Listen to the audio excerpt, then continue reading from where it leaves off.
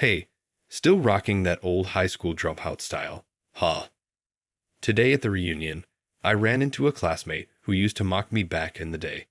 Even now, as adults, he hasn't changed. He saw me, grabbed his wine glass, and poured it all over me. The rich aroma clung to me, and I felt terrible. Bet you're thrilled to get a taste of the high life, high school dropout, he sneered. He hasn't changed a bit. I was beyond angry and filled with disappointment. That's when I made up my mind. My name is Mark. I grew up in a typical family with a self-employed dad and a stay-at-home mom. My childhood was pretty carefree. After school, I'd toss my backpack and play at the neighborhood park until dusk. But things changed when I hit middle school. My dad stopped coming home regularly because of work. He'd come home after I was in bed and leave before I woke up. On his rare days off, he'd take us to amusement parks or for drives. One late night, I saw my mom sighing over the household budget. "Mom, are you okay?" I asked. She smiled and said, "Yeah, I'm fine. Don't worry about anything." But I could see she was worn out. Dinner started to have fewer side dishes, and the fruits we used to enjoy disappeared. My lunch became plain rice with a few pickles. One day, Brad, a classmate, noticed my meager lunch and started picking on me. "Your dad ran off, didn't he? That's why you have such lame lunches," he laughed with his friends. I was furious but thought of my mom and held back. Brad was the son of the president of a local company and was seen as a model student by teachers. But he used his dad's status to bully others. My classmates, fearing him, began to avoid me. Brad's bullying escalated until one lunchtime. He approached me while I was eating in a secluded stairwell. Typical peasant's lunch, he sneered and reached for my lunchbox. I knocked his hand away, but he grabbed it and smashed it on the floor. Seeing the scattered food, I thought of my mom's effort. I grabbed Brad by the collar. "Think you can hit me? You know what'll happen," he taunted. I lost control and hit him. A teacher, alerted by the noise, dragged us to the office. "I'm so sorry," my mom said, bowing repeatedly. The teacher believed Brad's story and scolded me, while Brad faced no consequences. Faced with this blatant injustice, all I could do was endure. After the hellish guidance session, as my mother and I were leaving, the teacher spat out at me. "I'm worried about what kind of adult you'll become. Always resorting to violence. Can you even become a decent person? Just you watch." But our life became increasingly difficult. My mom's part-time job was not enough to make ends meet. Despite the violent incident with Brad, my mom believed in me to the end. Always kind, my mom was someone I didn't want to burden any further. So, with the sole desire to ease her burden, I decided not to pursue college and instead chose to work. Decades have since passed. Days whirl by, seasons change rapidly, and society evolves at a dizzying pace, brimming with new conveniences. Before I knew it, the familiar streets had transformed, and my bitter, dark adolescent years seemed to fade into the distance. It was around this time that I received an invitation to a middle school reunion. When I saw that letter, the image of Brad's sneering face came back to me. He would undoubtedly be there. Honestly, I wasn't keen on going, but we were all grown-ups now. Surely, he wouldn't start anything petty. With that thought, I decided to attend. "Hey Kev, long time no see. You look good," being called by my nickname by a classmate. It felt like I was back in middle school. While many had drifted apart after the violence, a few classmates who remained friends through it all were there, and he was one of them. "Man, you've aged a bit, haven't you?" he said, patting his protruding belly. "You too," I replied. As we shared updates and reminisced, a familiar voice rang out. "Hey, you are here too, huh? Wow, Brad, that's you." He seemed quite drunk and was in high spirits. "Brad, you okay?" I was surprised at myself for expressing concern, but Brad, glaring fiercely, retorted, "A bottom feeder like you worrying about me. I haven't fallen that low. Listen up." Holding a wine glass, he boasted, "I run Bradley Merchandising. It's wise to stay on my good side." He laughed arrogantly, then peering into my face, he exclaimed, "Hey, the high school dropout. Still rocking that pathetic style, huh? Well, let me treat you to some fine wine today." With that, Brad held his wine glass over my head and poured the wine all over me. The surrounding crowd went silent, staring at us in a scene of total chaos. The reunion was completely ruined. The rich aroma clung to my entire body, leaving me feeling terrible. How about that? Bet you're thrilled to get a taste of the high-life, high school dropout. He hadn't changed a bit from the times he used his privileged position to cause trouble. I was beyond angry, filled with disappointment, all my secret hopes shattered. "Brad, I've made up my mind," I said. "Decided about what?" To Brad's mocking face, I delivered a stark announcement. "You're fired." The room fell silent for a moment. Fired? What's that supposed to mean? High school dropout, can't even speak English? Brad asked, clearly baffled. But I said seriously, "It means exactly what it sounds like." The crowd began to murmur. A former classmate tapped my shoulder and asked a question that seemed to float in everyone's mind. "So, what do you do now?" "I currently work at a food company as renowned as Bradley Merchandising." Wiping my head, and faced with a handkerchief I took from my pocket, I started explaining, "I'm in charge of corporate acquisitions, and I'm actually working on acquiring your company. As the next president, you should know this better than anyone." "What? What are you talking about?" Brad, trying to act tough, had his lips twitching and sweat on his forehead. "President Johnson should have officially contacted you about this, right?" "Johnson? President? Wait, the company you work for is—" Brad's face turned completely pale. "Yes, I work for Johnson Merchandising, a company my father is the president of. After high school, I joined this company and now serve as an executive director overseeing the entire company. Deciding not to pursue college and instead work was tough, as there were hardly any companies willing to hire someone with only a high school education. I couldn't afford to be choosy anymore. I applied for any job I could find and ended up working part-time at a logistics warehouse.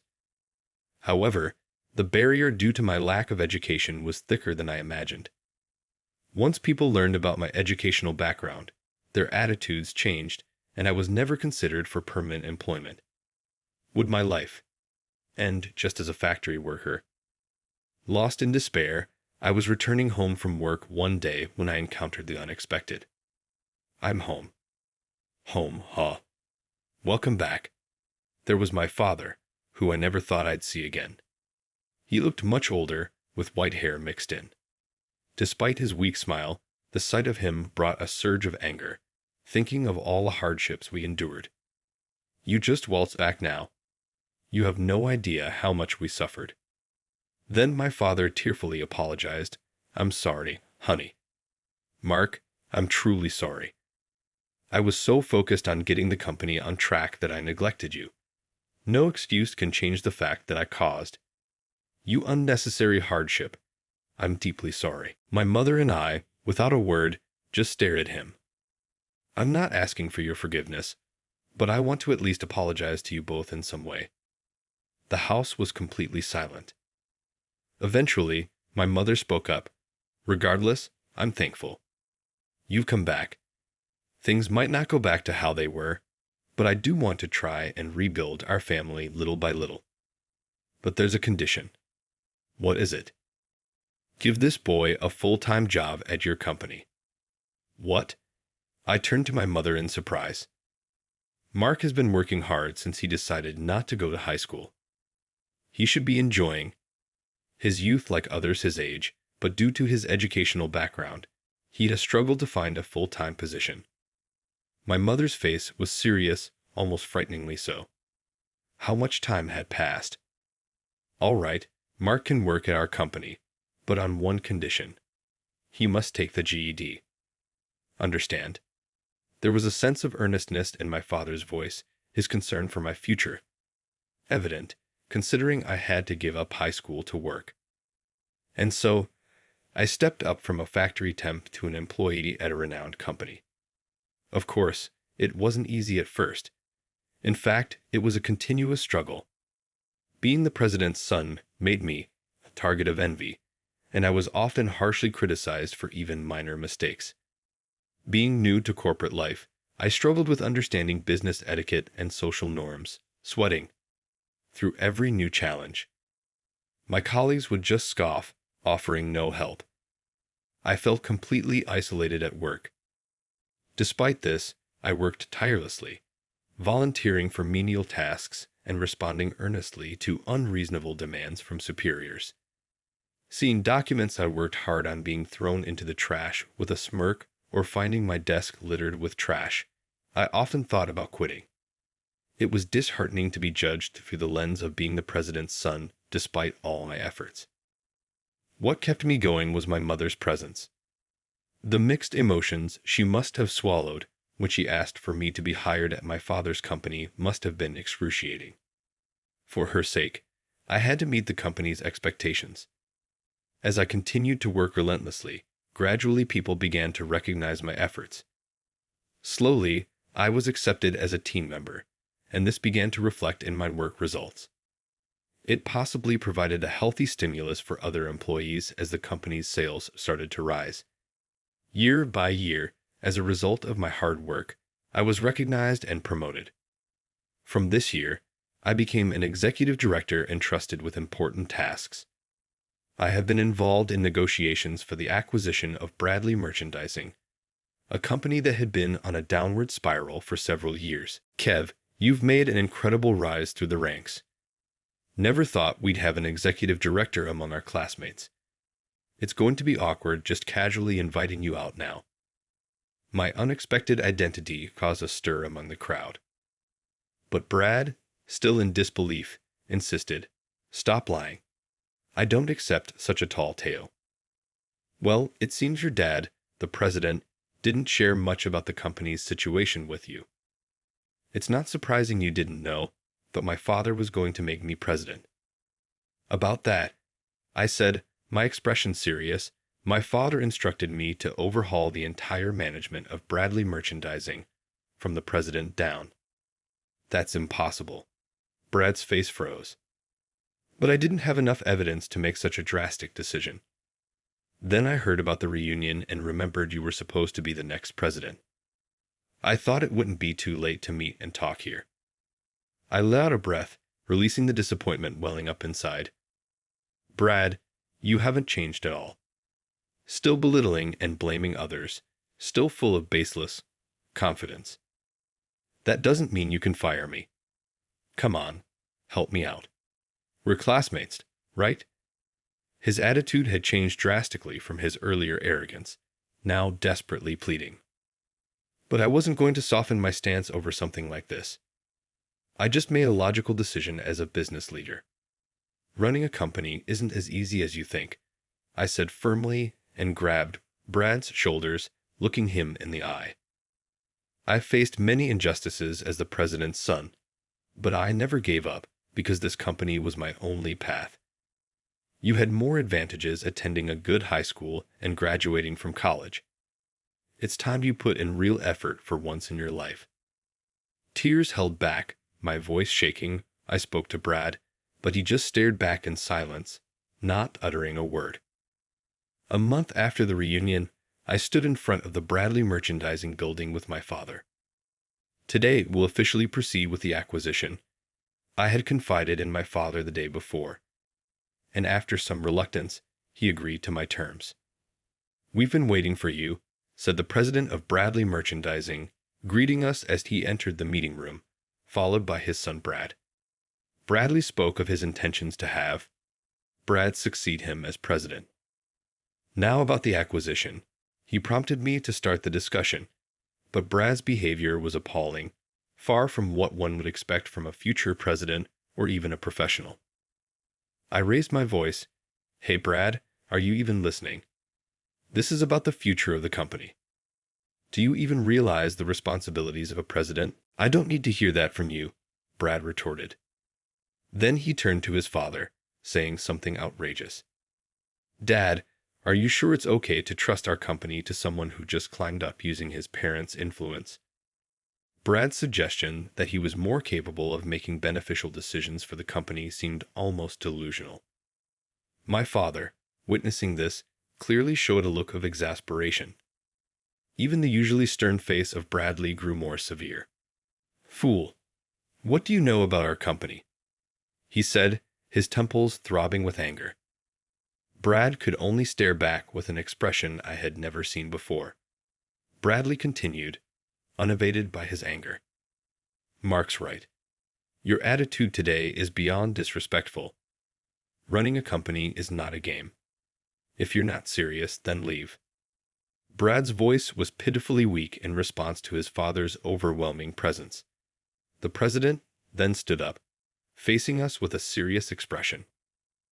I apologize for this disgraceful display.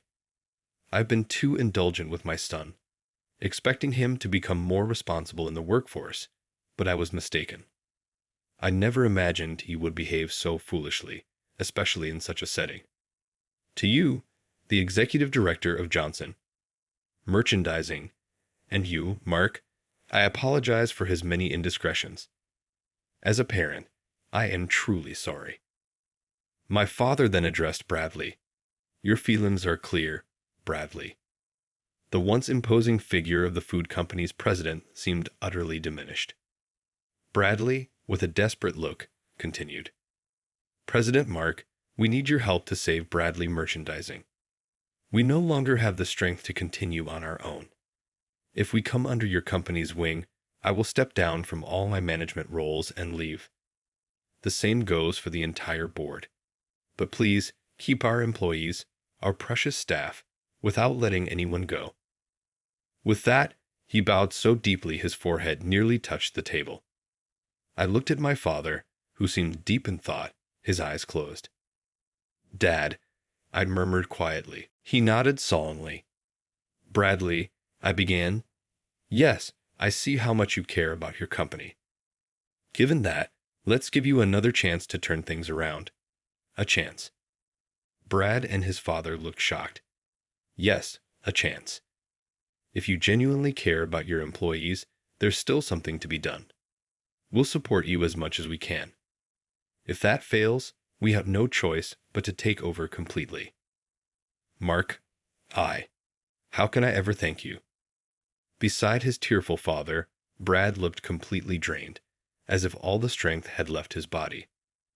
I continued speaking, glancing between the two. I've always resented my father, I began, causing a look of shock in Brad. He neglected our family under the guise of work, forcing me to give up high school. I aimed to prove him wrong. But my mother, who suffered the most, forgave him. I still vividly remember my mother's resolute face when she chose to forgive. At first, I couldn't understand her, but now I get why she decided to forgive. She taught me the importance of it. Mark, I heard my father murmur softly. I am who I am today because my mother forgave my father. And recently, I finally felt like I can forgive him too. Bradley nodded in agreement, feeling as if pushed forward by an invisible force. I continued my thoughts. Everyone deserves a second chance. People become stronger by overcoming adversity, I said, turning to Brad, who was slouched back in his chair. Brad, it starts here. Isn't this your time to step up? But I don't know anything about running a company, Brad replied. I placed my hand on his shoulder. It's okay to start now. Work hard, and the results will follow. Mark. Brad looked at me, a faint smile on his face for the first time. After countless discussions, Bradley Merchandising agreed to a business partnership with Johnson Merchandising and began the path to recovery. Brad became the new president with his father as an advisor. Brad, shedding the pride of being the son of Bradley Merchandising, worked tirelessly to regain the trust of each business partner through humble visits. His transformation inspired the employees. Their mindset began to shift. The company, once complacent under the guise of a large corporation and marred by internal power struggles, saw its employees stand up to the challenge. Sales put more effort into their work, and the administration focused on creating a welcoming environment for business partners. Notably enhanced working conditions by revising inclusive welfare policies and eliminating exclusive systems, contributing to a significant turnaround for the formerly struggling Bradley Merchandising. Encouraged by the changes in everyone, including Brad, the company's sales gradually climbed like ascending stairs. This year, we were even able to provide bonuses to all employees, albeit modest ones. Similarly, our company's performance improved significantly, and we've now reached a point where we can sponsor various advertising campaigns. Mark, President, hurry up. Just a minute. Wait for me, I replied. The reunion became a catalyst for rekindling friendships with classmates. Initially wary of Brad, they were now impressed by his transformation, sharing jokes and laughter. Hey, can we drop the president title when we're off work? I replied with faint annoyance playfully. It's just a habit. Brad said, scratching his head in embarrassment, his demeanor endearingly sincere. Then at least call me by my old nickname when we're not working. I forgot what it was. You used to call me that all the time. Can't believe you remember that, Brad said, fighting exasperation. All right, how about this? From now on, every time you call me president, you owe me a drink. I thought to myself it was indeed a good idea. That's a good idea. Okay, Kev, that's a first, Brad said, stopping in his tracks and calling me by the nostalgic nickname. Thanks, Kev. Human nature tends to cling to negative emotions, and I've been no exception. I resented being looked down upon for being a high school dropout and felt bitter about my social standing. If I hadn't forgiven my father, I might not have reached out to Brad and others. Despite all the harassment from Brad, I couldn't give up on him, remembering my own struggles. People who overcome hardships can face any challenge ahead. If you strongly desire to start over, you can change. From that point, I plan to lead the company humbly, navigating the challenges of business with dedication alongside my valuable friends and colleagues.